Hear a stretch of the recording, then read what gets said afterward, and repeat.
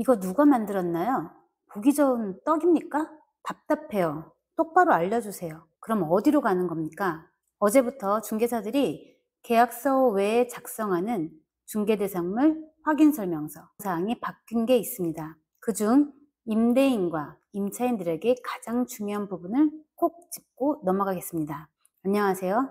확인설명서 영상에서는 많은 영상들이 대부분 정확하게 어디 가서 어떻게 열람할 수 있는지 다루질 않고 있습니다. 막상 실무에서 임대인이나 임차인분들이 그래서 어디로 가서 어떻게 열람하라는 겁니까?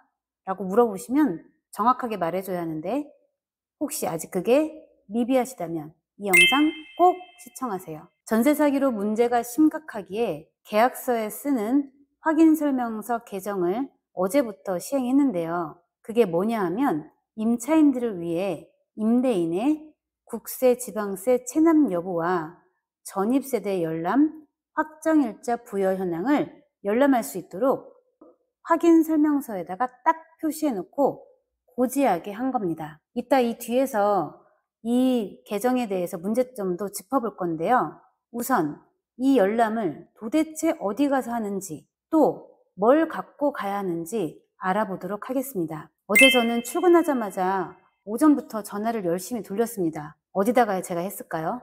동사무소, 행정복지센터죠? 구청, 세무서입니다. 개정된 확인설명서에는 집주인이 서류를 지참하게 하도록 하고는 있어요.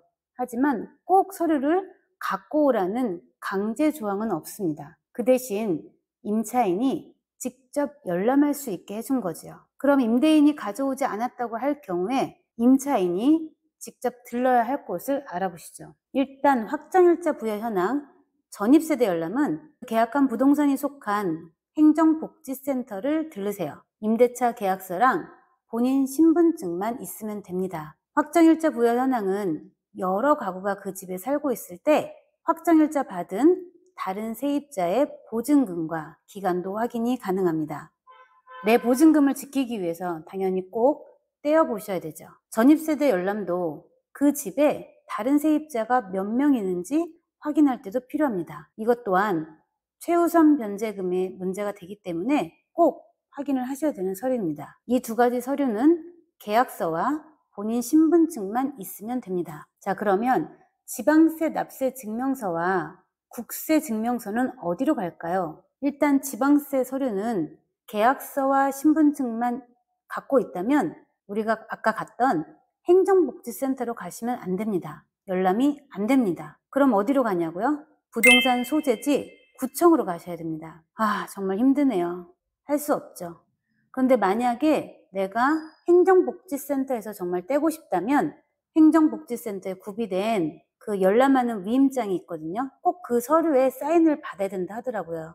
임대인의 사인도 받아야 되기 때문에 미리 그 서류를 구비하고 계시다가 임대인의 사인을 받고 임대인의 신분증 사본과 임대인의 도장을 들고 가셔야 한다고 합니다. 정말 허리죠.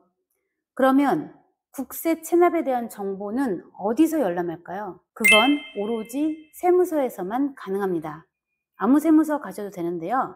계약서와 본인 신분증 들고 가시면 됩니다. 혹여라도 계약자인 당사자가 못 간다 하면 내 가족인 등본상에 있는 가족이거나 아니면 가족관계 증명서로 대리인이 대신 가실 수 있습니다. 물론 그럴 때는 대리인도 신분증을 가져가시고 계약자의 신분증 사본도 가져가시고 계약서도 가져가셔야겠죠?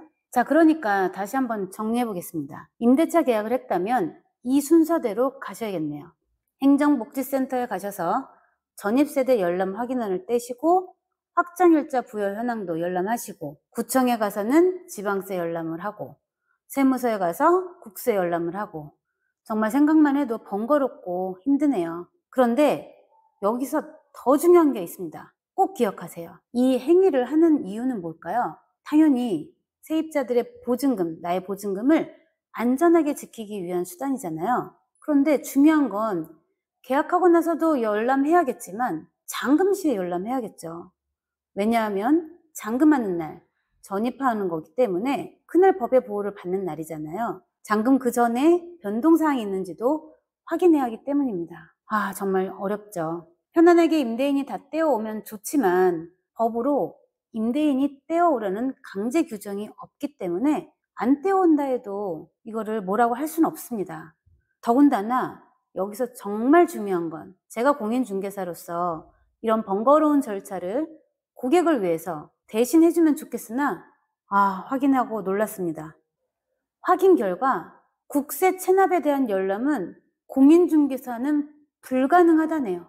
제가 어저께 세무서에서 이 답변을 받고 완전 멘붕이었습니다. 계약의 안정성을 최우선으로 해야 하는 공인중개사에게 이런 열람권도 없는데 어떻게 임차인들의 보증금에 대한 안전 여부가 체크가 되겠습니까? 더군다나 국세는 체납하면 그 금액이 상당히 큰 경우도 많거든요. 여튼 이렇게 보시다시피 번거롭게 만들어 놓고 임차인들은 다 열람할 수 있으니까 문제 생기면 너네 임차인들이 점검 안 해서 생긴 일이니까 알아서 잘해라. 뭐 이런 거 아닐까요? 제발 법과 제도를 정비하는 윗분들 실무 좀 알고 만들어주세요. 현장에서 이렇게 만들어 놓고 이게 무슨 큰 실익을 주겠습니까? 더군다나 정말 황당한 건 계약하기 전에 이런 것들이 다 열람이 되어야 되지 않아요? 계약금 입금하고 열람하면 이게 뭔 일이에요? 결국엔 돈 들어가고 분쟁만 키우는 거 아니겠습니까? 제발 실무를 아는 분들이 이런 법과 제도를 만들었으면 좋겠습니다. 한숨이 나오지만 여튼 임차인 분들은 다시 한번 정리해서 행정복지센터, 구청, 세무서에 계약서와 본인 신분증으로 열람은 가능하다는 거. 그렇지만 잔금이라도 꼭 열람해 보셔서 내 보증금에 대한 안전을 꼭 체크하시기를 당부를 드립니다. 이상 그닥 도움 안 되는 개정된 확인 설명서 영상 시청 감사합니다.